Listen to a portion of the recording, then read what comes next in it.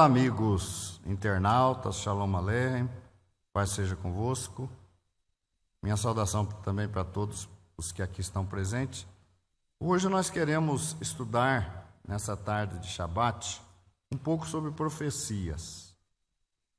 Mas eu quero fazer uma introdução baseada num texto da Brit Hadashah, de Pedro, segunda carta de Pedro 3:16. Os que puderem acompanhar com as suas Bíblias, e eu peço a gentileza de colocar para mim também na tela, para que os nossos amigos internautas possam igualmente participar. Segunda carta de Pedro 3:16. Diz o seguinte: como faz também em todas as suas epístolas, nelas falando acerca dessas coisas. Oh, meu Deus, hein? Tem um erro de português ali. Dá para acreditar? Deixa o versículo lá. Vamos ver se vocês acham o erro que está ali. Em Nasa está mas, dá para acreditar, hein? Não foi eu que escrevi, mas tudo bem. Nas quais há pontos difíceis de entender, que os indoutos e inconstantes torcem, como fazem também com as outras escrituras, para a sua própria perdição. Então, uma coisa importante é o seguinte: como é que nós podemos entender as Escrituras?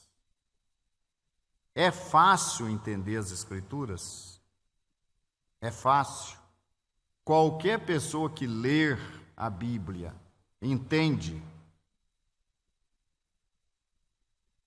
Então, eu acho que aí, eu quero até voltar numa passagem quando o eunuco estava voltando de uma festa em Jerusalém, e ele estava lendo o livro do profeta Isaías, e Filipe se aproximou dele, por instrução de Ruach HaKodesh, e perguntou a ele: entendes o que lês?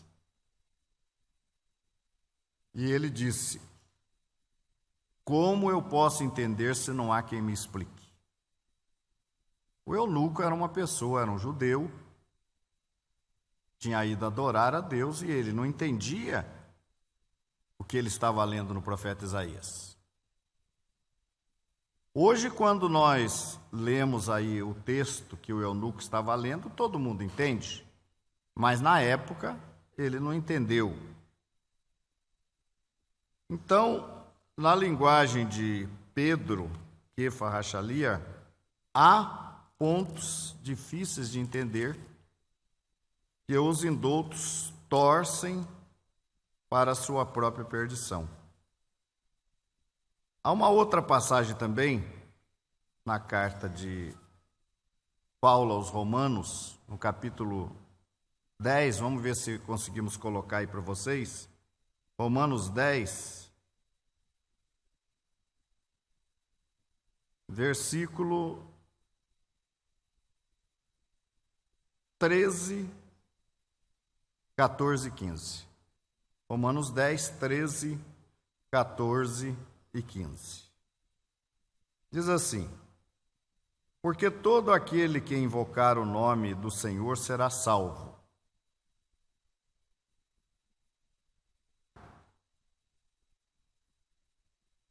Romanos, capítulo 10, versículo 13 a 15. Vou ler o 14 agora. Como, pois, invocarão aquele em quem não creram? E como crerão naquele de quem não ouviram? E como ouvirão se não há quem pregue? E como pregarão se não forem enviados? Como está escrito: quão formosos os pés que anunciam a paz dos que anunciam coisas boas. Mais uma vez aqui Paulo coloca, Como, pois, invocarão aquele em quem não creram? E como crerão naquele de quem não ouviram? E como ouvirão se não há quem pregue? Então são coisas, né, que hoje, graças a Deus, nós temos aí a Bíblia traduzida aí em centenas de idiomas, que facilita o acesso da humanidade ao texto sagrado. Mas o entendimento das Escrituras não é fácil. Não é. Tem muita gente estudiosa. Se você vai fazer uma faculdade de teologia hoje, muitas vezes a experiência que eu tive, quando tive a oportunidade de fazer um curso de teologia, é que se você não tiver uma certa estrutura, você abandona a fé quando você vai fazer teologia. Você abandona a religião, imaginem. Porque é complicado o que os homens começam a criar, a inventar, como definição de Deus, da Bíblia. E a pessoa, às vezes, vai com aquela sede para aprender e chega lá e se decepciona. Então, não foi sem sentido o que Paulo disse, né? E como ouvirão se não há quem pregue? E Eunuco disse: como posso entender se alguém não me explicar?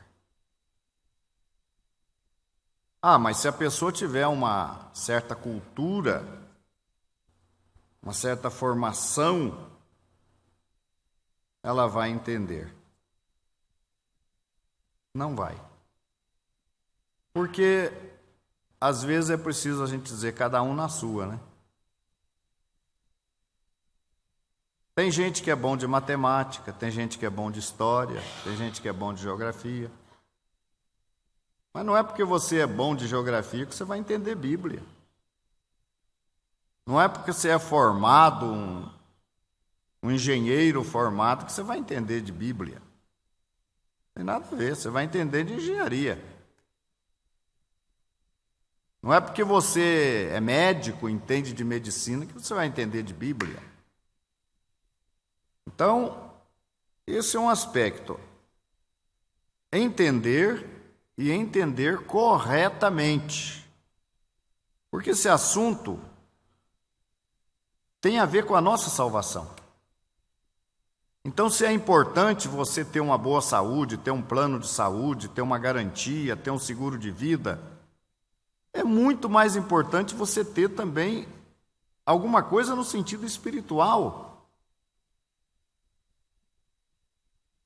Eu ainda estava olhando um vizinho meu, passando na rua de casa, aproximadamente com a minha idade. Ao que tudo indica, ele estava indo para o barzinho da Dona Lourdes ali.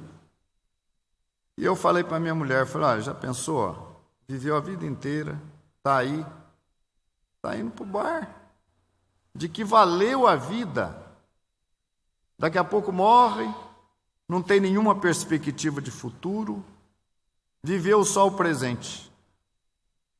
Eu acho que eu morreria se eu fosse assim, eu acho que eu morreria mais cedo até. A gente tem que ver o que existe pela frente. Conhecer. E em termos de religião, em termos de conhecimento de Deus, a gente não pode bobear com isso. A gente tem que, não é ter uma religião só que está tudo bem, não adianta ter uma religião. Quer dizer, adianta ter uma religião para você ser um bom cidadão, não é? Viver bem na sociedade, aí adianta ter uma religião. Como, por exemplo, a questão do Ben Noah, filho de Noé, ou Bnei Noah, filhos de Noé. O que é ensinado? Que o homem pode ser um Bnei Noah, um Ben Noah, ser um filho de Noé, cumprindo aí 7 preceitos que eu ainda quero fazer uma palestra com vocês, que vocês vão ver que eles não cumprem os 7 preceitos. mesmo os que querem ser Benô ou Beneinô, eles não conseguem cumprir. Quando fala ali das relações sexuais ilícitas e de não comer sangue, aí, meu filho, aí eles não passam no teste. Não passa, nenhum Beneinô passa no teste. Benô passa. Porque eles não entendem isso aí. Eles não vão conseguir cumprir. Mas um Benô vai ser um bom cidadão. Com quem que eu compararia um Benô? Com um evangélico. Que é uma boa pessoa, que faz o bem, que tira as pessoas das drogas, que reconcilia os casais, que ajuda aquele que está com a vida quebrada a se tornar próspero. Então, esse é o lado bom. E o Benô é uma pessoa que ele vai também trabalhar nesse sentido aí. Mas o que não é verdade é que ele vai entrar no Olam Rabai. Não, aí não é verdade. Aí não. Aí é enrolar a pessoa. Então, é se livrar da pessoa, com todo o respeito que eu tenho.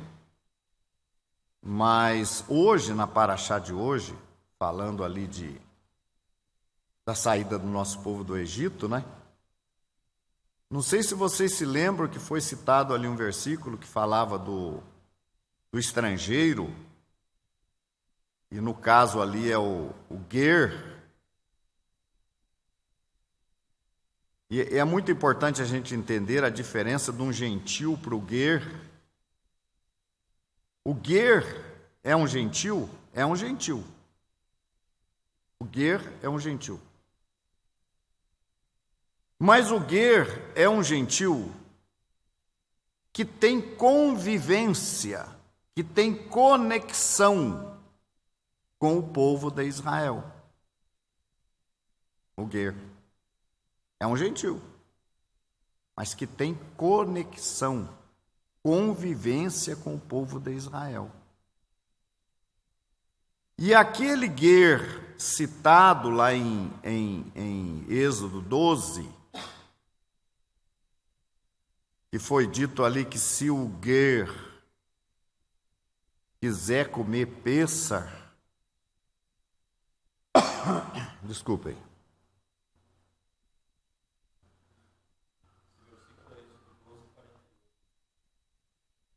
Podia colocar para nós aí Êxodo 12, 48?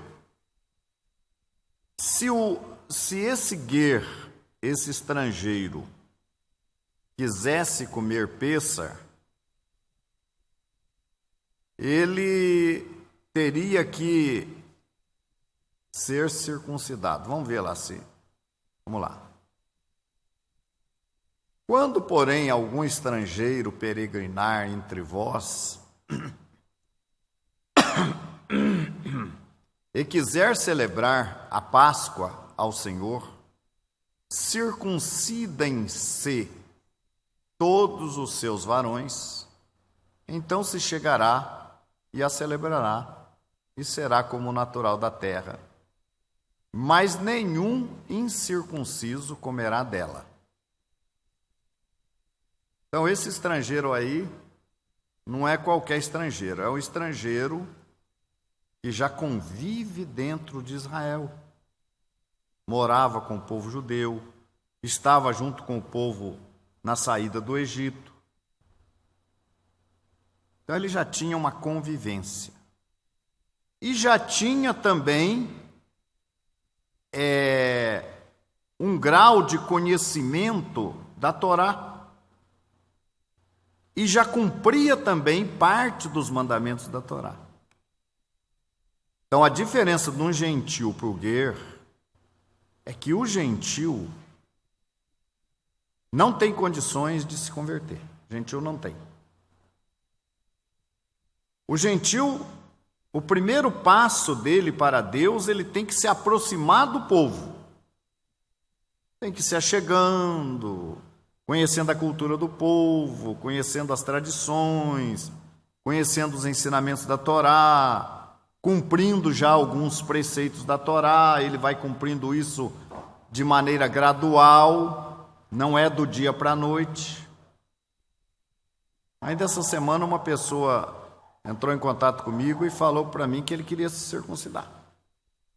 Daí falou assim: eu posso procurar um médico aqui e me circuncidar? Eu falei: não adianta você fazer isso, cara. Porque a circuncisão é o último preceito que você vai cumprir, o último. É o lacre, é o fechamento da sua conversão, é a circuncisão. Então não adianta você cumprir primeiro a circuncisão. Não adianta. É a última coisa. Quando você estiver cumprindo toda a Torá, aí você vai se circuncidar. Para ser aceito, para fazer a sua conversão. E aí, após a circuncisão, que é o último preceito da Torá que você vai cumprir, aí você vai passar pela Tevilá, conhecida como batismo. Para quê? Para perdão dos seus pecados. Porque aí todos os pecados, todas as transgressões da lei, você já está livre, você está cumprindo tudo, você não está transgredindo mais mandamento. Aí vem a Tevilá para perdão dos seus pecados. Mas não adianta você se circuncidar. E outra coisa, você pode procurar um médico, ele vai circuncidar você.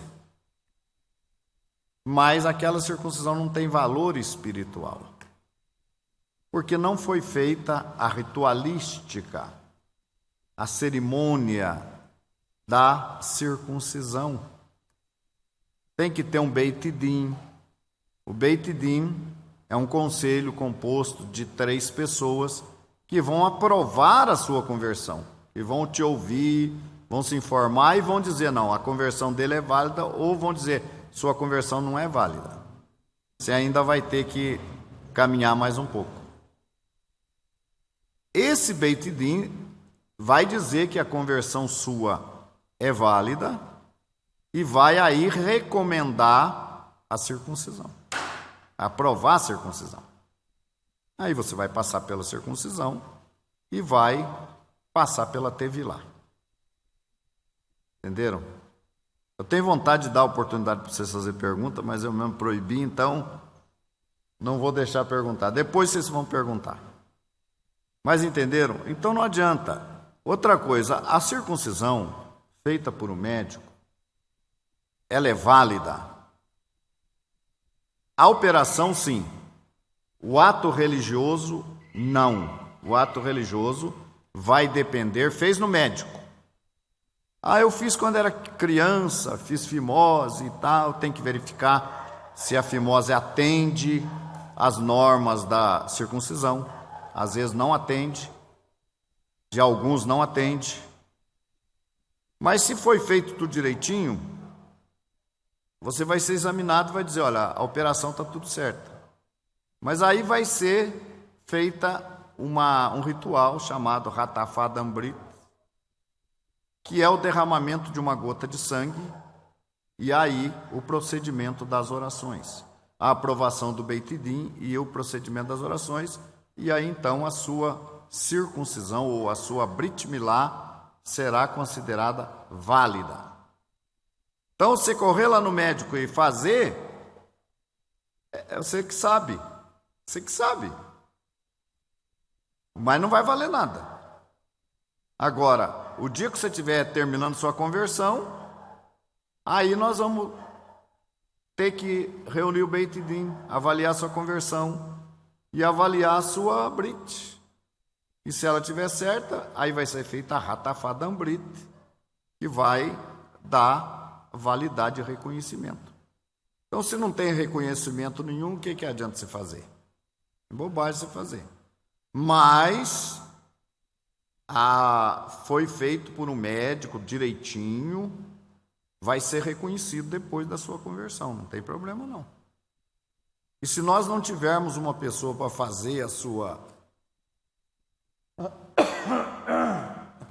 sua Brit, um morrer qualificado,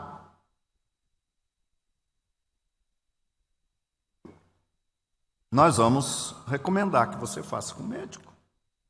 Sem problema nenhum. Preferência um médico judeu, um urologista. Sem problema nenhum. Entendeu? Mas então, volta o versículo para mim lá de Êxodo 12. Então,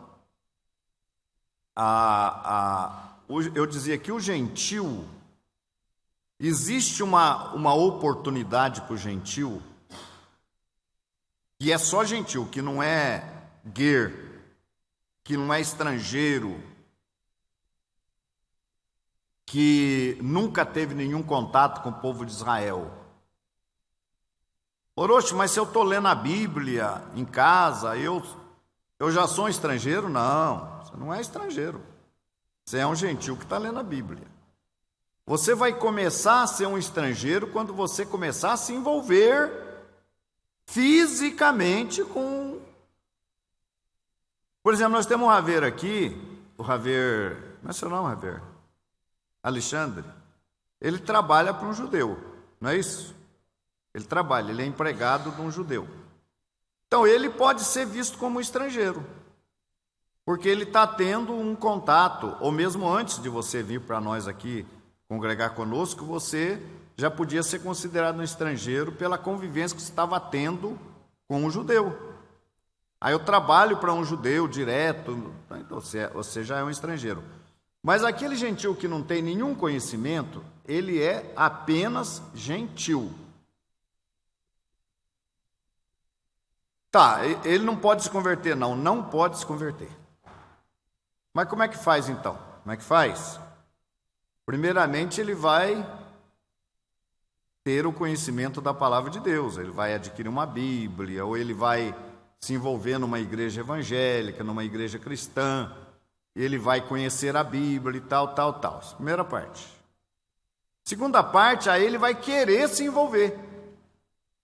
Não, eu gosto do povo judeu, eu quero me aprofundar e tal. Daí ele vai correr atrás. Hoje o Moshe falava uma coisa aqui e é verdade mesmo. A gente só conhece quando uma pessoa tem interesse, quando ele entra no assunto mesmo. Até aí a gente não dá para acreditar, não é? Talvez eu não estou sendo bem claro. Quando você se envolve mesmo, para valer, aí sim, aí eu vou entender que você está interessado, né? Igual, por exemplo, eu fiz uma viagem lá para o Rio Grande do Sul, chegou lá, tinha um monte de gente querendo falar comigo. Ninguém teve tempo. Ninguém teve, aí é longe. Mais longe é Curitiba. Mais longe é Curitiba. Eu estava lá, era longe. Hoje não vai dar. Eu falei, tá bom, beleza.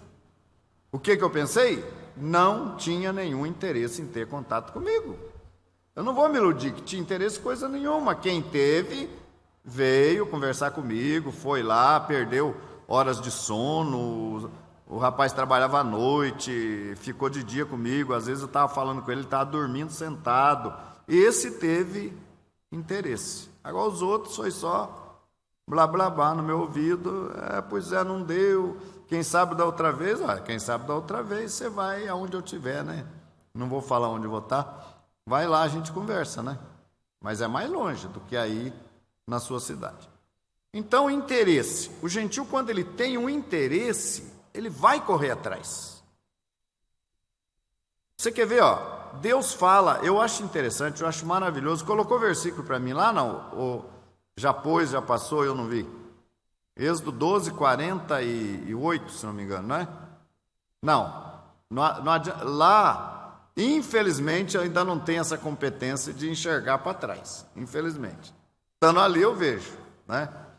Quando, porém, algum estrangeiro peregrinar entre vós e quiser ser... estrangeiro, nunca confunda estrangeiro com gentil. Gentil é estrangeiro. Gentil... Não, estrangeiro é gentil. Mas gentil nem sempre é estrangeiro. E o texto fala do estrangeiro.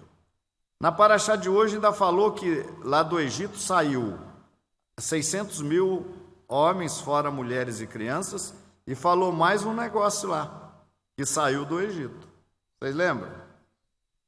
uma mistura de gente. Ah, que mistura de gente era aquela que saiu do Egito? Gentios. Ou que aí então eram estrangeiros que estavam ali no meio do povo de Israel. Entenderam? Essa mistura de gente, né? Então,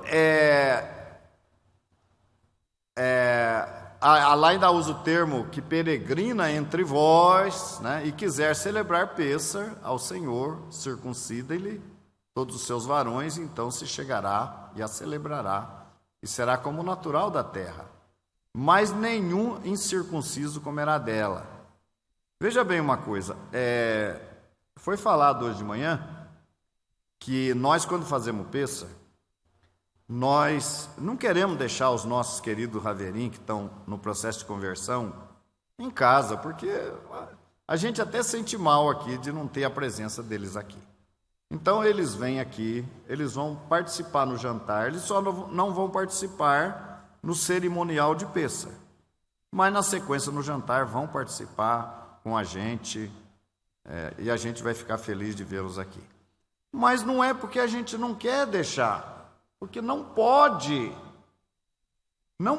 deixar, está lá, não pode comer.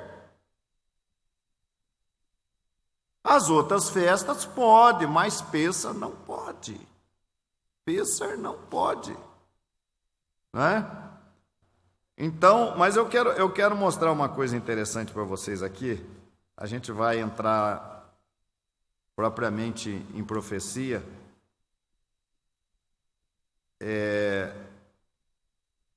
Segundo livro de Crônicas,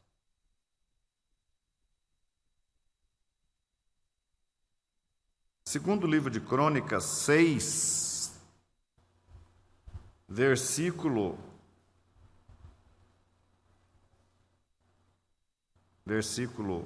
29 em diante. Isso é muito importante, hein? Isso aqui é muito importante, porque tem a ver com o gentil e tem a ver com o judeu isso aqui. Ah, Deus não dá confiança para o gentil, gentil para Deus não existe. Vamos ver. Aí você fica todo perturbado, querendo pregar para o gentil, seu vizinho, seu colega de trabalho, você quer pregar para ele, você quer converter a sua mulher à força, o seu filho à força. Não é assim. Não é assim que funciona. Outra coisa, gente, dentro da religião cristã que predomina aqui no nosso país, qualquer pessoa aceita. Se você der uma volta aqui nesse quarteirão, provavelmente vai ter gente que vai aceitar. Mas judaísmo não. Judaísmo é perigoso nós andarmos esse bairro inteiro, o boqueirão inteirinho, não ter um que queira. Mas as outras religiões não, eles aceitam com facilidade. E outra, com 2 meses eles já estão dominando tudo, já sabe tudo e mais um pouco. 2 meses de convertido. Porque é fácil. Judaísmo não é fácil. É complicado, é demorado, é difícil. Mas você pode estar dentro do povo, fazendo o que você consegue fazer, mas não adianta você ter pressa. Entenderam? Então vamos lá, vamos ver o versículo então aí. 29, né? Toda oração e toda súplica que qualquer homem, que o quê? Qualquer homem. Então aqui não é só judeu, é gentil também aqui, tá? Que qualquer homem, ou todo o teu povo Israel,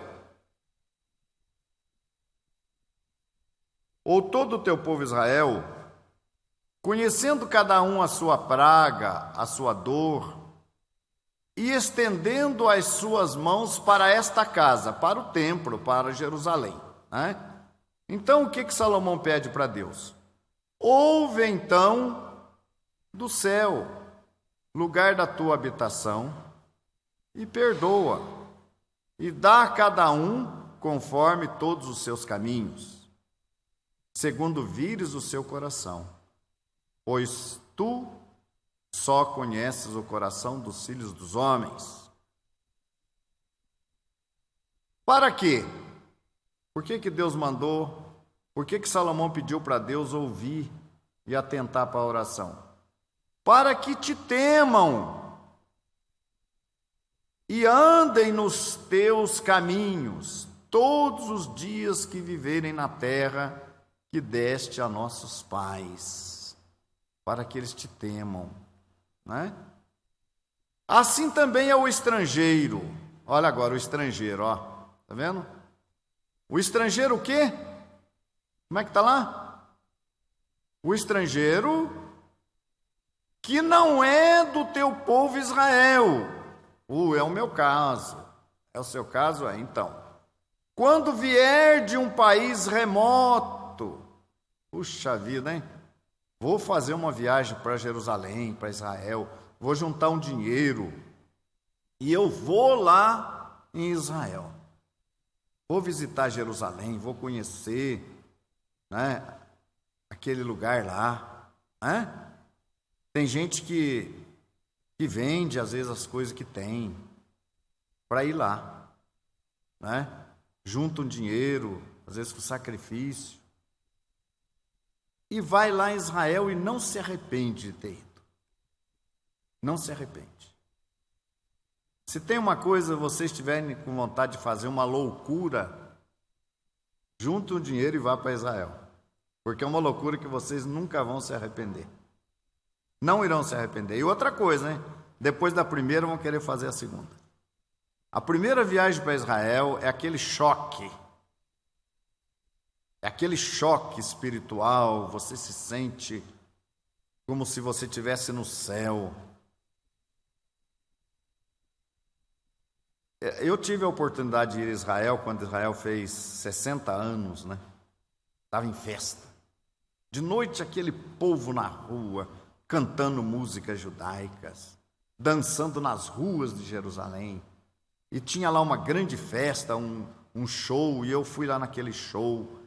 E aquele povo dançava na frente daquele palco, e a gente dançava ali no meio também, a gente se envolvia, não sabia quem era, não conhecia ninguém, a gente não conhecia ninguém ali, e nós dançamos junto com aquele povo ali. É como se fosse uma grande família. Isso é Jerusalém. Jerusalém é Israel, uma coisa tremenda, né? Eu acho que se puderem ir em Jerusalém numa época de festa é difícil, mas é muito bom, porque é uma experiência diferente. Mas você vai a primeira vez, você fica encantado, você volta de lá outra pessoa. Aí quando você vai a segunda vez, aí você vai aproveitar mais a viagem, porque daí você já vai se ligar a coisas que você quer saber e tal, aí já passa a ser de mais proveito a segunda viagem. Mas vamos voltar lá no versículo? Vamos voltar lá no texto? Assim também o estrangeiro, que não é do teu povo Israel, quando vier de um país remoto, por amor do teu grande nome, da tua mão poderosa e do teu braço estendido, vindo ele e orando nesta casa, foi lá no muro, todo mundo vai no coteiro, quer tocar no coteiro, colocar o bilhetinho com a oração nas fendas do coteiro, não é? O que Salomão falou quando acontecer isso? Vamos ver o próximo versículo. Assim ouve então do céu, olha só, hein? Ouve então do céu, lugar da tua habitação. E o quê? E o quê, gente? E faze conforme tudo que o estrangeiro te suplicar, a fim de que todos os povos da terra conheçam o teu nome e te temam como o teu povo Israel, e saibam que pelo teu nome é chamada esta casa que edifiquei. Olha, a fim de que Não, a segunda frase, a terceira frase. E faze conforme tudo que o estrangeiro suplicar. Já pensou, gente? Quando você vai em Israel, você tem uma certeza que Deus vai ouvir a tua oração. Já pensou? Você tem uma certeza. Você está orando aqui, você não tem certeza se ele vai ouvir, né? Você não tem certeza. Você está lá na tua igreja, na tua congregação, na tua religião, você não tem certeza se ele está ouvindo. Mas ali você tem certeza, porque ali está escrito que ele vai fazer conforme que você está pedindo, para que o nome dele seja conhecido na terra. Muitos pastores vão a Jerusalém fazer isso que eu estou falando aqui, e quando eles voltam de lá, eles já compraram um talite, né? Isso aqui não é uma indumentária que você pode estar usando aí de qualquer maneira. Não é. Isso aqui é uma indumentária que cumpre um mandamento. O talite cumpre um mandamento, que é o uso não só do talite, como do tzitzit, que são as franjas que lembram os mandamentos de Deus. E ele não cumpre nada, ele foi lá, mas ele não cumpre mandamento nenhum, mas chega lá, ele compra um talite, ele compra uma quipá, muitas vezes ele compra um shofar, e ele chega na congregação dele, e ele quer passar aquilo para o povo, ele está empolgado, ele está embriagado, e às vezes o que acontece é que ele perde até o povo dele, perde uma parte, e o pastor ficou doido, o pastor virou judeu, ficou doido. Então até inclusive a gente desenvolve um trabalho junto aos pastores de ajuda para eles, para como é que eles podem e devem ensinar o povo. Não adianta comprar talite, comprar quipá, comprar shofar, você não pode estar usando isso de qualquer maneira, que aí é escândalo. Você tem que usar no momento certo, né?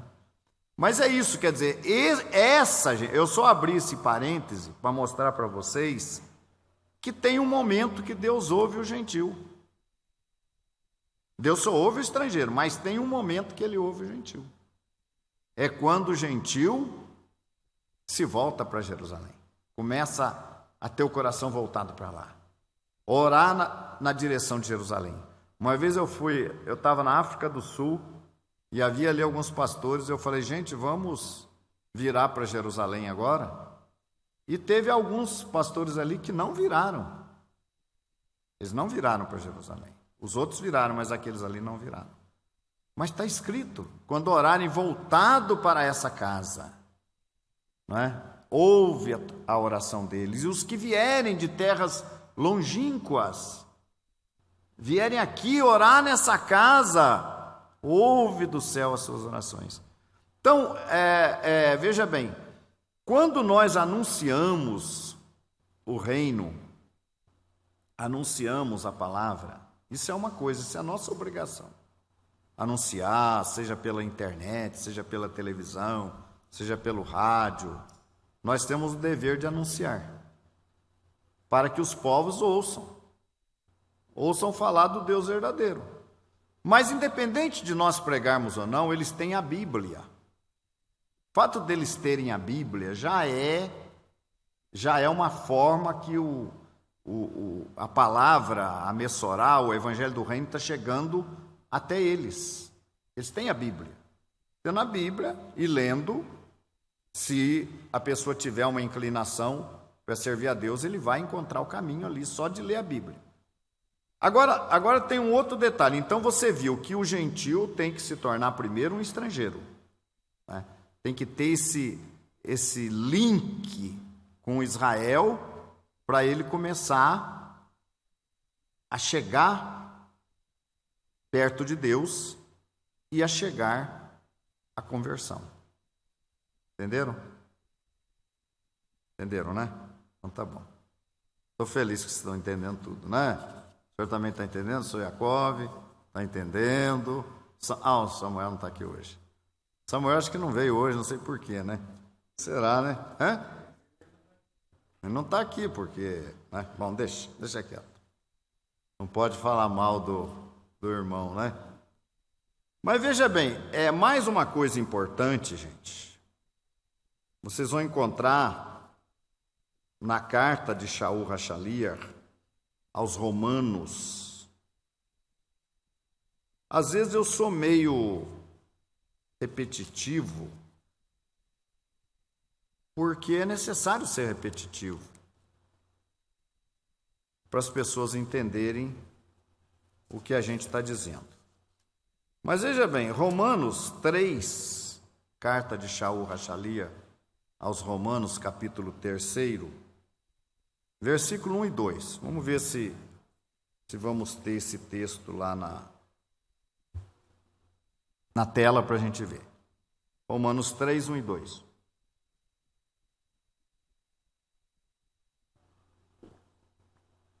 Eu estou gostando mais dessa projeção aí do que da minha quando eu faço aqui, porque ela é mais bonita. Bom, de qualquer maneira, eu dependo da ajuda dos meninos, dos colaboradores, né? Coloca ela para mim de novo, né? Só que aí não sou eu que mando, é ele que manda, né? Que vantagem, pois, tem o judeu? Qual a vantagem? Ou qual a utilidade da circuncisão? O que Paulo responde? Nenhuma. É? Nenhuma? Muita. Qual é a vantagem, pois, que tem o judeu? Ou qual a utilidade da circuncisão? Muita. Em todo sentido. Gente, as pessoas têm que acordar. Não adianta ficar com raiva do judeu. Tem muita gente que é antissemita. Tem raiva do judeu. Foi Deus que falou. E Yeshua falou: a salvação vem dos judeus. Não adianta ter raiva. Tem que ficar com raiva de Yeshua, de Jesus, que você acredita. E foi ele que falou. Porque a salvação vem dos judeus. Pronto. Judeus. Israel é a nação sacerdotal. O que é um sacerdote? Vocês sabem o que é um sacerdote?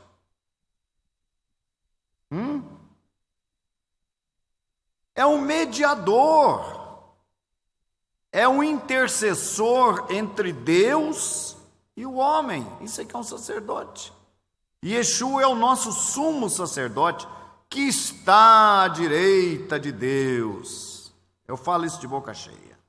Está à direita de Deus, entrou no Santo dos Santos, está à direita de Deus, intercedendo por nós. Graças a Deus que Ele está fazendo isso. Se Ele tivesse por aí escondido em algum lugar, ou enterrado na Galileia, eu estava apavorado aqui. Mas graças a Deus que eu sei que Ele está à direita de Deus, intercedendo por nós, né? Graças a Deus, né? Mas esse é o trabalho de um sacerdote. E a nação de Israel é a nação sacerdotal de Deus. É através da nação de Israel que nós temos a Bíblia, que nós temos a Torá, que nós temos os costumes judaicos, que a Torá está preservada até os dias de hoje. É a nação sacerdotal de Deus, então é através dela. Tem muita gente que se mete aí a ensinar hebraico. Tem um pessoal aí, com todo respeito, né, que diz que o nome de Yeshua não é Yeshua, é Yehoshua, que o nome de Deus não é... aliás, o nosso povo não pronuncia o nome de Deus, mas que o nome de Deus é Jeová, que o nome de Deus é Yahweh, que o nome de Deus é Yah, que o nome de Deus é Yahoo. Não, Yahoo é um site da internet. É mais ou menos por aí. O nome de Deus é essas coisas aí. Não sabe nada. Gente, quando você quiser matar a cobra, você fala assim: Como é que o povo judeu entende isso? Aí acabou. Aí acabou. Ninguém sabe nada. Às vezes eu até brinco, né? Eu falo, escuta, esse pessoal aí tinha que dar aula na Universidade de Jerusalém. Sabe mais hebraico que o povo judeu. Tem que dar aula lá, está perdendo tempo aqui. Podia estar ganhando um rio de dinheiro lá em Israel, dando aula para os judeus, de hebraico para o povo judeu, porque o povo judeu não entende hebraico. Se você ler qualquer livro judaico, onde apareça o nome judaico de Jesus, vamos dizer assim, é Yeshua. Yeshua. Yehoshua é Josué. Ponto. Não adianta mostrar, pegar uma letra, juntar com a outra. Vocês vejam bem, por exemplo, a palavra sus, escrita com samek, que é o S, e não com o shin, mas com samek. A palavra sus quer dizer cavalo. SUS. Não é o Sistema Único de Saúde, mas é mais ou menos igual. É igual, a palavra é a mesma, SUS. É cavalo. Cavalo é mais rápido que o SUS, né?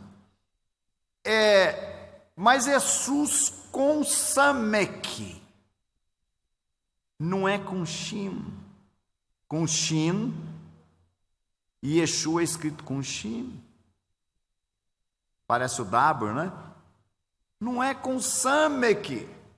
Esse pessoal pega a palavra sus com samek e disse que Jesus significa Deus cavalo. Eu acho que significa você cavalo. Você que inventou isso. Cavalo. Gente, é de dar risada isso aí. Só porque no hebraico tem duas letras que tem pronúncia de S e ele pega a outra para dar certo com o pensamento dele. Se cavalo fosse escrito com shin, aí eles ainda iam ter uma base escrita com samek. Não é com shin. Então, se você consultar qualquer livro judaico, qualquer livro, judeu que crê ou que não crê em Yeshua, não tem problema. Ele vai fazer menção de Yeshua como Yeshua, nunca como Yehoshua, porque Yehoshua é Josué. Então o pessoal quer ensinar a Bíblia, ensinar hebraico, ensinar religião, saber mais que o povo judeu. Vamos lá, coloca o versículo para mim, por gentileza aí. Romanos 3, 1 e 2. Romanos 3, 1 e 2. Primeiro e segundo. Que vantagem, pois, tem o judeu? Ou qual a utilidade da circuncisão? Muita, em todo sentido. Porque, primeiramente, lhe foram confiados os oráculos de Deus. Vamos ver, aí já está o 2 já, né?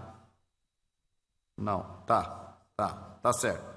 Porque primeiramente, por quê, gente? Porque quando foi confiado ao povo judeu os oráculos. O que quer dizer oráculos? O que é oráculo? Palavras. Porque primeiramente lhes foram confiadas as palavras de Deus. Você sabe o que é confiado? Sabe o que significa isso, confiado? Você está desconfiado do que é confiado? O que significa confiado? Silvio, o que é confiado?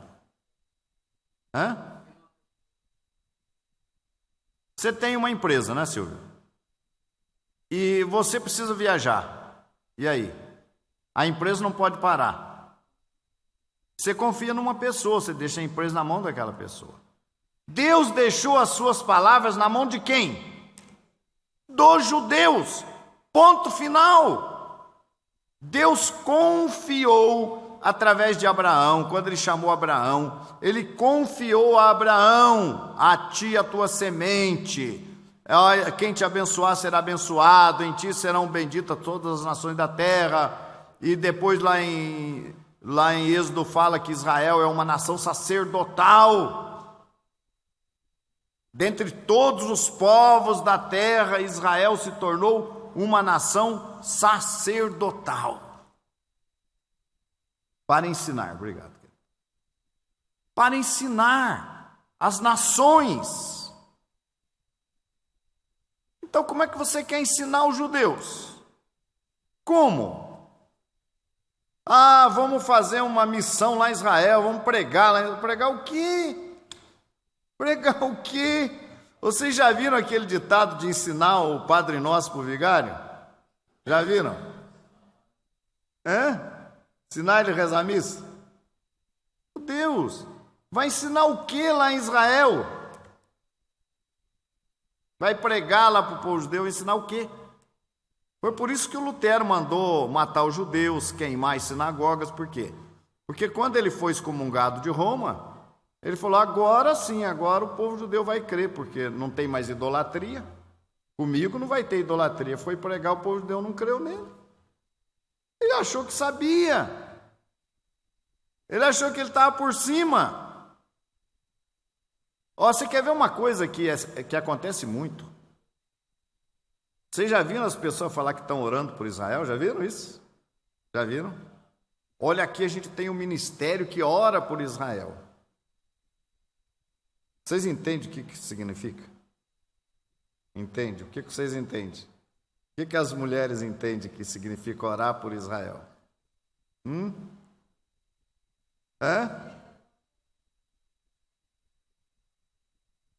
O que será que significa orar por Israel? Gente, quando você diz que está orando por uma pessoa, você se considera em pior situação com aquela pessoa ou melhor? Como é que você se considera? Estou orando por você, viu?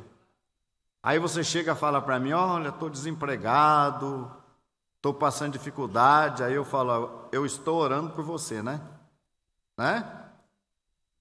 Não é assim? Então, quando a gente fala isso, que está orando por alguém, a gente já está se colocando por cima. É claro que se aquela pessoa está numa situação difícil mesmo, ele vai até agradecer: obrigado, ore mesmo por mim, né? Mas se a pessoa olha para você e vê que você está pior do que eu, muito pior do que eu, você fala que vai orar por mim? O que é isso? Entendeu?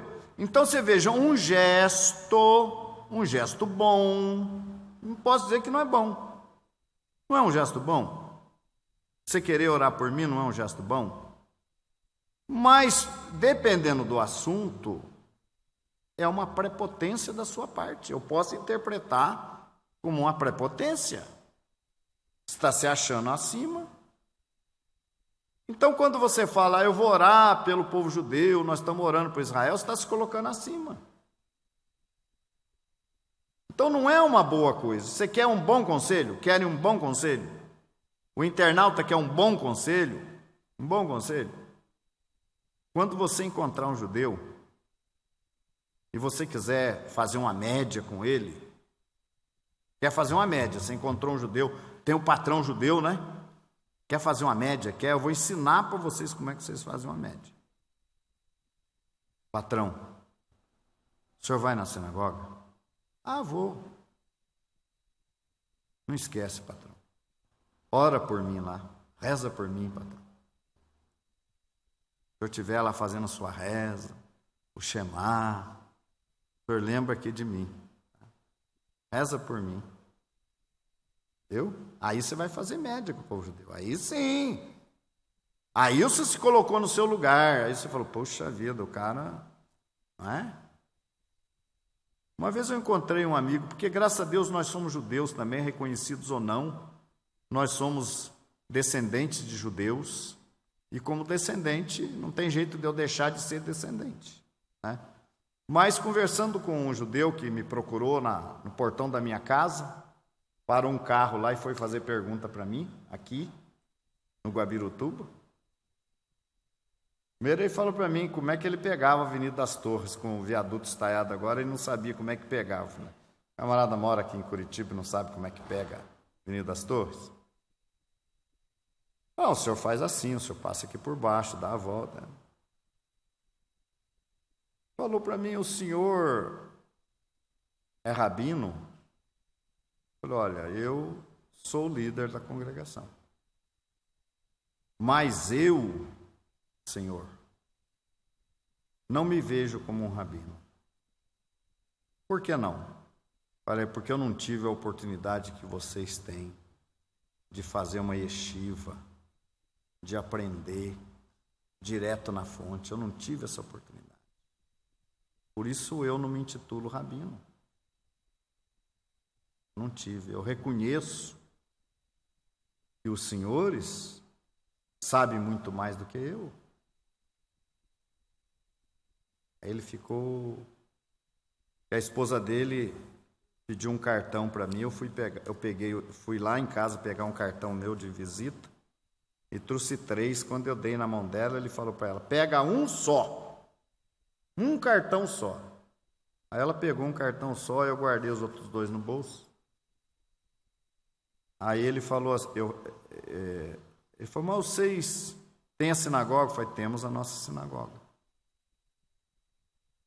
Como é que vocês fazem lá as rezas, tudo? Eu falei, porque nós temos o Sidur. Nós temos o livro das orações. E fazemos. Temos a nossa Torá, temos todo o serviço. Mas Tá, aí eu falei para ele, então, nós somos descendentes dos judeus que foram perseguidos pela Inquisição, foram perseguidos em Portugal e na Espanha. E para não perderem as suas vidas, eles se converteram à força à religião romana. E nós somos descendentes deles. E eu agradeço a Deus e a eles, porque se eles não tivessem feito o que eles fizeram, eu não estaria aqui hoje. O senhor pensa assim? Eu falei, penso. Eu penso assim. Aí a mulher dele falou assim, se eu mandar alguém lá na sinagoga, lá o senhor recebe? Eu falei, eu recebo. Eu falei, não, porque lá na nossa eles não deixam entrar. Nem que queira, não deixa. Eu falei, mas eu recebo. Se a senhora mandar, eu recebo. O senhor faz o favor, me dá os outros 2 cartõezinhos aí. Aí eu enfiei a mão no bolso, dei os 2 cartões para ela e o marido ficou quieto. Muito obrigado pela informação. Eu falei, de nada. Foi embora. Quer dizer, a minha atitude mudou a situação ali. E eu poderia me exaltar ali. Mas eu não me exaltei, porque não é mentira o que eu falei, é verdade. A gente deve ao nosso povo. Se ele teve o privilégio de não passar por essa perseguição, de continuar numa família judaica até hoje, amém, eu não tive. Aí falei para ele, o senhor sabe por que nós temos a nossa sinagoga? Por quê? Eu falei, porque a gente não tem aonde ir. Se a gente bater lá, vocês não deixam a gente entrar. Não deixam? Não pode. Foi, então nós temos a nossa. Então nós temos a nossa sinagoga. Foi a única coisa que eu falei. É por isso que nós existimos. E nós existimos por isso. E eu vou dizer uma coisa para vocês aqui. Nós temos um trabalhão tremendo com os gentios que se convertem. Porque dá trabalho. A pessoa pergunta tudo, a pessoa... Olha, quando você matricula um seu filho na escola, ele começa do zero, né? Daqui a pouco ele vai chegar, mãe, estou aprendendo a ler, né? Beabá, beebé, beibi, otônico, fontouro, e aí vai, né? Ele vai aprendendo. Mas pensa se essa criança chegar lá na escola e falar, professor, eu estou aqui, mas eu quero álgebra. Como é que é álgebra? Meu filho, você não sabe nem fazer continha de 1 mais 1. Primeiro, isso aqui é um dedinho, aqui são 2 dedinhos, viu? você somar mais um dedinho, dá 3, mais um dá 4. Enquanto 2 dedinhos, mais 2 dedinhos, 4 dedinhos. Você quer saber álgebra? Mas a criança não pede para aprender álgebra. Ela fica feliz que aprendeu a fazer a continha, a ler. E o gentil, quando ele vem para o nosso meio, ele chega aqui e fala: eu quero álgebra. Escuta, o senhor sabe cabalá? O senhor sabe cabalá? Cabalá. Já ouvi falar. Pois é, eu quero saber cabalá, eu quero. Aí dá raiva. Dá uma raiva, viu? Ele queria saber cabalá. Pô, não sabe nada. Quer saber cabalá? Eu não sei cabalá. Eu não estou interessado em cabalá. Eu não estou interessado, porque cabalá é um misticismo judaico. Não vai te fazer crescer em nada para servir a Deus. Então, vamos aprender aquilo que está no nosso alcance, uma coisa após a outra. Então, dá um trabalho tremendo para nós aqui. Tremendo. Tremendo. Eu não falei para vocês que o cidadão queria saber se ele podia fazer a circuncisão dele? Ele já quer fazer a circuncisão. Está com pressa.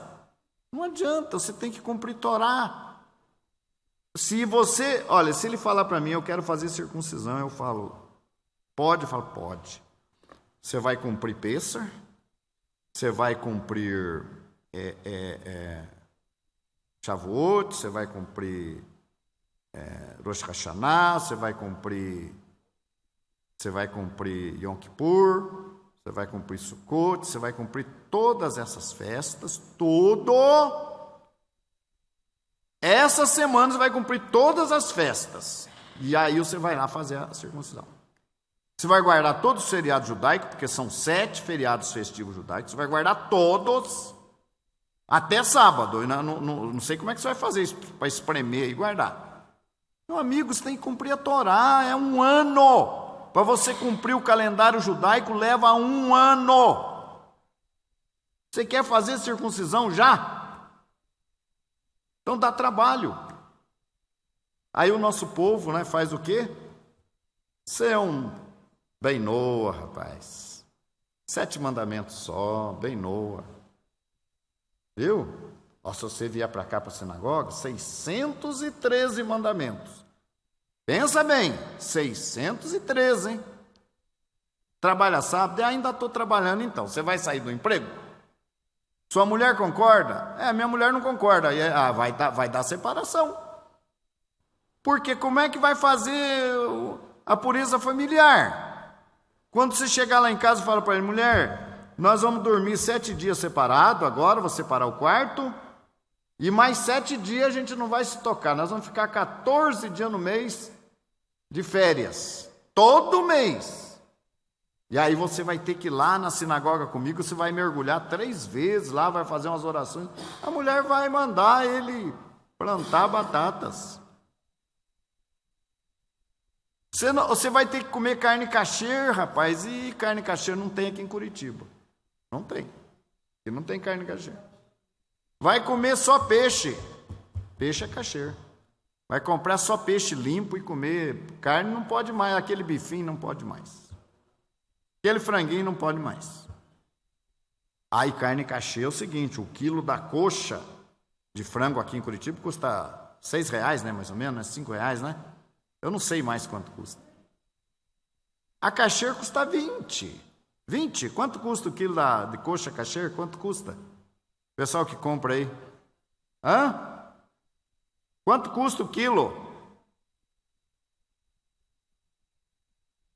R$17. Custa 5, 6. Quer comer kosher? Aí o cara quer se converter, ele acha que é assim, ele chega aqui, eu quero me converter, amanhã já está dentro. Levantou a mão, já creu, já está dentro. Não é assim. Tem que aprender, gente, tem que ter paciência. Primeiro entender, talvez o que eu falei aqui, tem gente aqui que não entendeu nada. Mas peraí, o cara falou aí, para mim já não vai dar mais. A minha mulher não vai querer se converter. Está vendo como é que é? Eu já adiantei uma informação que eu não podia adiantar aqui. Você ia ter que levar um papo com a mulher e trabalhar com ela, né? No judaísmo não faz conversão, se a mulher não se converter, não faz a sua. Não faz a sua. Sua mulher vai se converter, a minha mulher não. Então não tem conversão, porque eles não vão perder tempo. A gente que dá a colher de chá, se a sua mulher colaborar, se ela entender, mesmo ela não se convertendo, mas ela concordando em cumprir, a gente aceita você. Isso somos nós aqui, porque o judaísmo não. Mas eu vou separar da minha mulher, meu amigo, isso é problema seu. Problema seu. Eu vou ter que separar? Não sei. Você quer se converter?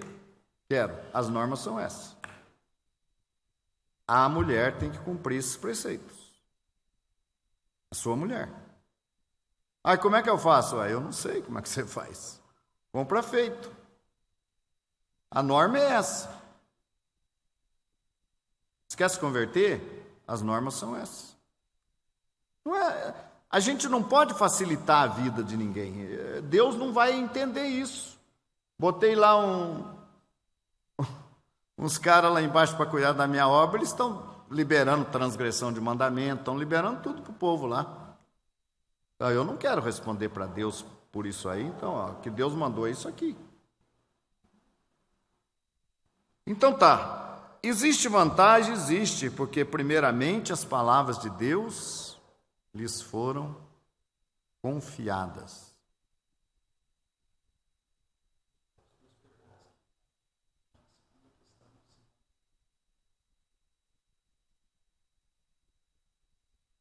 Aham. A resposta está na sequência, né? Muita maneira, porque primeiramente as palavras de Deus lhes foram confiadas. Deus assinou o cheque para o povo judeu. Mas o povo judeu é desobediente. Isso aí não é problema meu. O povo judeu é desobediente, concordo. Mas a Torá que está ali dentro, aquela Torá que tem ali, é original ou é falsa? Respondam para mim. Aquela Torá que tem ali é falsificada ou é verdadeira? Ela é verdadeira. Mas o povo judeu é desobediente, mas a Torá é verdadeira, porque está na mão deles, a quem Deus confiou, é verdadeira. As canções judaicas estão aí, as tradições judaicas estão aí. O povo é desobediente, mas o sacerdócio do povo judeu está em vigor. Vamos ler mais um trechinho de Romanos? Eu acho engraçado o seguinte, vocês não vão ficar com raiva de mim não, mas vocês acreditam que eu fiquei só na introdução? Acredita? Eu ainda estou na introdução do assunto. Até que hora dá para ir hoje? Cadê o pessoal aí? Até que hora dá para ir hoje? Já estou na introdução. Até às 10? Então tá bom. A Nilza já garantiu ali até às 10 para mim. Capítulo 9 de Romanos. Capítulo 9. A Nilza, no nosso primeiro curso de profecia que nós tivemos aqui em Curitiba, 1990 e alguma coisa, né?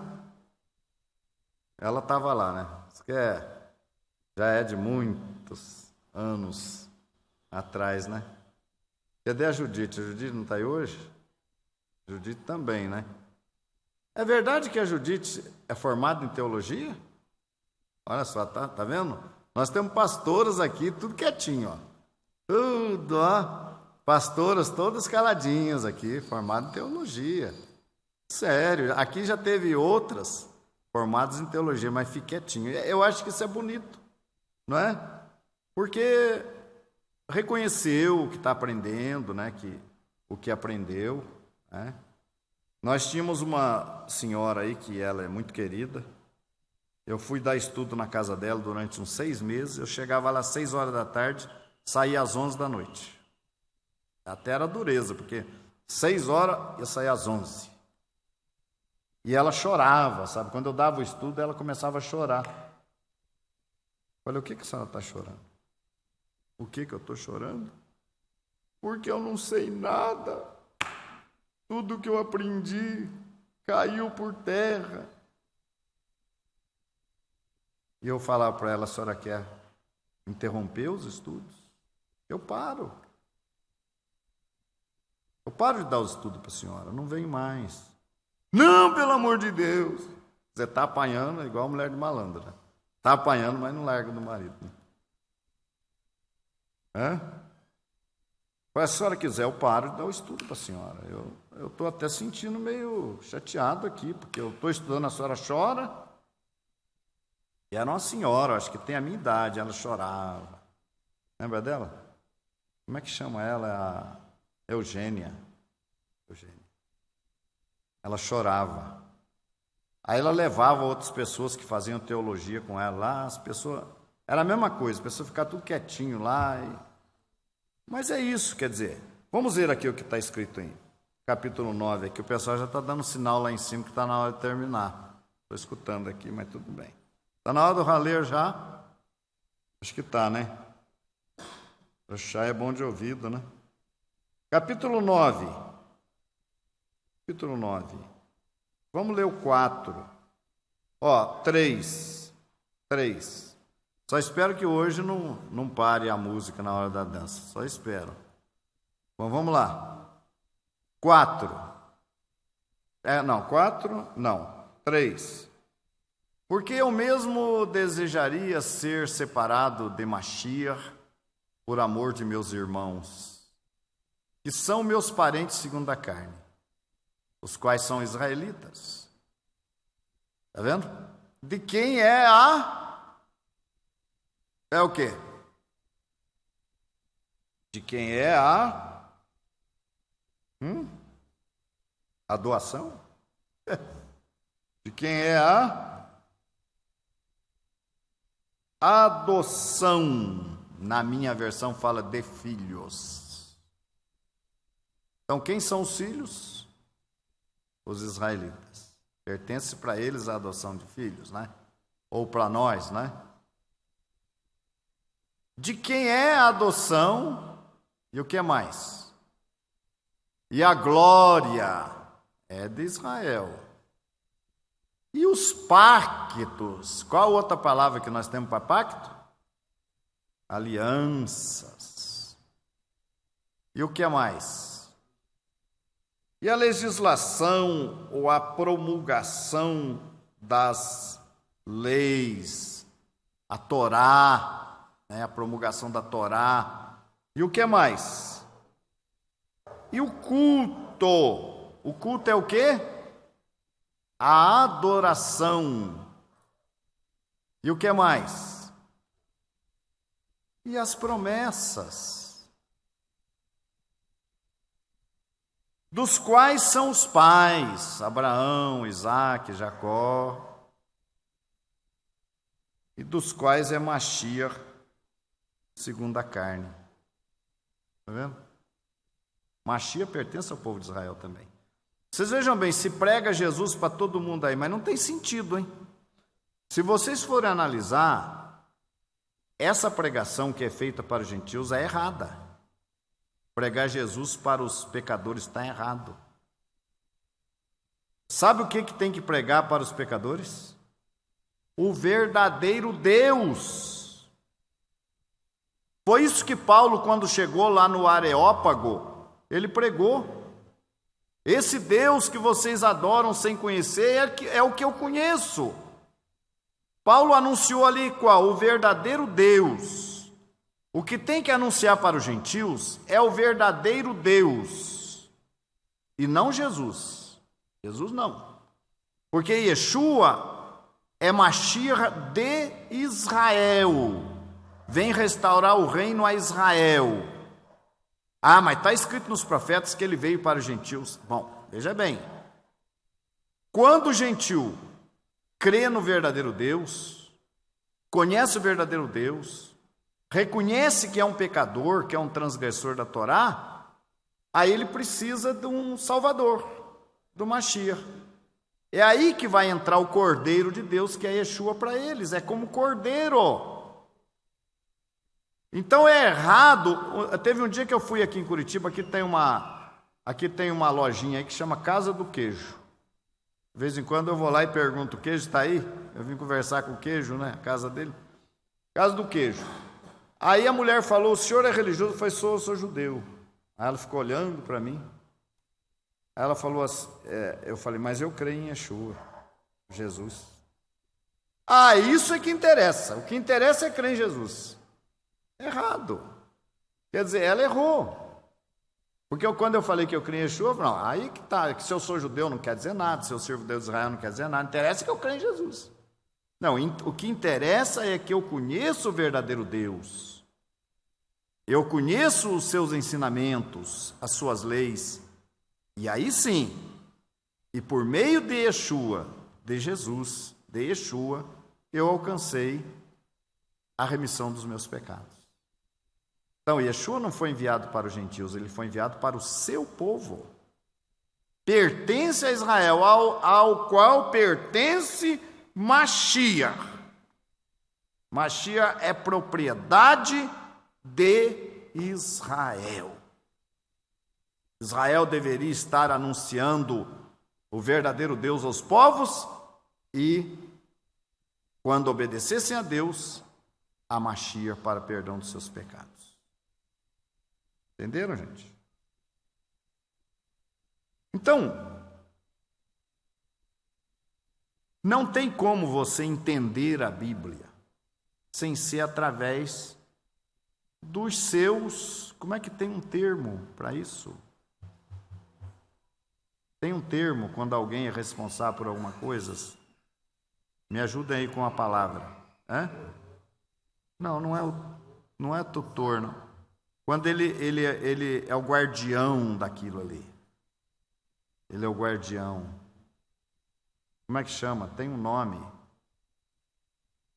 É o nome. Então, o povo de Israel é o detentor. Tem uma outra palavra mais apropriada. É o detentor dessas palavras. Ele tem o segredo, ele tem o domínio, ele tem o conhecimento. Olha, gente, eu vou dizer uma coisa para vocês. Israel não prega. Vocês já notaram isso, que Israel não prega? Às vezes tem até um programa judaico, mas fica falando das tradições, né, da cultura, não prega. E se Israel pregasse, ia ser um Deus nos acuda. Israel tem o conhecimento. Por exemplo, você veja bem a Torá. Você tem os primeiros 5 livros da Bíblia que nós chamamos de Torá, né? É possível entender a Torá? Lendo a Torá é possível entender? Em parte, mas em parte não. Você depende da interpretação. Aí é que vem a Torá oral. Não é que tudo que a Torá oral ensina é confiável, mas uma grande parte dos ensinamentos da Torá oral, da explicação dos sábios, e aí nesses sábios eu coloco Yeshua, eu coloco os seus Shalirim, os seus apóstolos, eu coloco os profetas, e eu coloco o judaísmo rabínico também. Tem muita coisa que não tem como entender. Essa questão, por exemplo, que a gente falou aqui de banho ritual, até mesmo a questão da circuncisão, tem uma série de ensinamentos que, se não tiver uma explicação judaica, você não vai entender. Você vai ler e não vai entender. Porque depende de uma interpretação. E ninguém melhor para dar uma interpretação do que aqueles que escreveram. Então, ao povo judeu pertence o culto, as promessas, a Torá e os ensinamentos da Torá. Então, através do conhecimento do nosso povo, dos nossos sábios, nós vamos entender a Torá. Nós estamos entendendo. Entenderam? Então, isso leva tempo. E aqueles que estão fazendo o processo de conversão conosco, tem que ter essa paciência de entender. É uma coisa após a outra. Nós temos um grupo WhatsApp vários grupos de WhatsApp de explicações, e às vezes você vê as coisas mínimas. Por exemplo, em português, você tem, por exemplo, a palavra amigo, amiga, né? Amigo, amiga. Em hebraico é haver. Haver. Haver serve para amigo e serve para namorado também. Por exemplo, se a moça falar, esse aqui é o meu haver, é o namorado dela. Então, são coisas, são detalhes, pequenos detalhes. Essa aqui é a minha haverá, pode ser a minha namorada. Dependendo, se eu falar que a minha esposa é a minha haverá, o contexto está dizendo que ela é a minha namorada. Mas se eu chamar uma irmã de haverá, eu não estou chamando você de namorado, estou chamando você de amiga. Depende do contexto, tá? Em inglês, por exemplo, boyfriend. Boyfriend é o quê? É um rapaz amigo, né? O que quer dizer boyfriend? Namorado. Mas a tradução literal é um rapaz amigo. Uma girlfriend, uma namorada. Uma moça amiga. Então, porque eu chamei uma moça de friend, ela é minha namorada? Ou de girl, ela é minha namorada? Não é. Então, depende do contexto. Mas a palavra amigo é haver. E o feminino de haver é haverá. Agora, o plural de amigo é haverim, com M no fim. Haverim, com M. Plural de amigo é haverim. Mas o plural de amiga é haverote. Haverote. E a gente vê o pessoal escrevendo os haverins. Não tem haverins. Não existe essa palavra haverins com S no fim, porque é hebraico. E as haverotes, também não tem haverotes, é haverote. Quando eu falo haverim e haverote, amigos e amigas. Então, são coisas elementares da língua judaica. Shalom, a palavra shalom, ela não quer dizer apenas paz. A melhor palavra para traduzir shalom, quando eu falo para vocês, shalom, haver, ou shalom aleichem, aí é outro ponto, shalom aleichem, paz seja contigo. Mas se eu falar para uma mulher, eu falo shalom aleichem, não é aleichem, aleichem, que é mulher, mas aleichem é para ele que é homem. Mas se eu vou falar paz seja convosco, shalom aleichem, com todos, paz seja com todos, shalom aleichem, paz seja convosco, shalom aleichem, shalom aleichem, shalom aleichem. E a resposta será, para mim será aleichem shalom. Todos vão dizer para mim aleichem shalom. E contigo paz. Mas a palavra shalom, ela tem diversos significados. Eu resumiria a palavra shalom numa coisa só. Mashalom ha é uma expressão judaica que diz, como está a tua paz? Mashalom ha. Mashalom ha. Como está a tua paz? Isso equivale a dizer, como vai? Como você está? Mashalom ha. Como está a tua paz? Como é que você vai? Né? Ani beseder, eu estou bem. Ani beseder, estou bem. Mas a palavra shalom, a melhor expressão para traduzir a palavra shalom é desejo tudo de bom para você. Pronto, olha só. Eu usei várias palavras, né? Desejo tudo de bom para você. Tudo de bom. Esse é o verdadeiro shalom. Quando eu falo paz, fica meio vazio, né? Paz.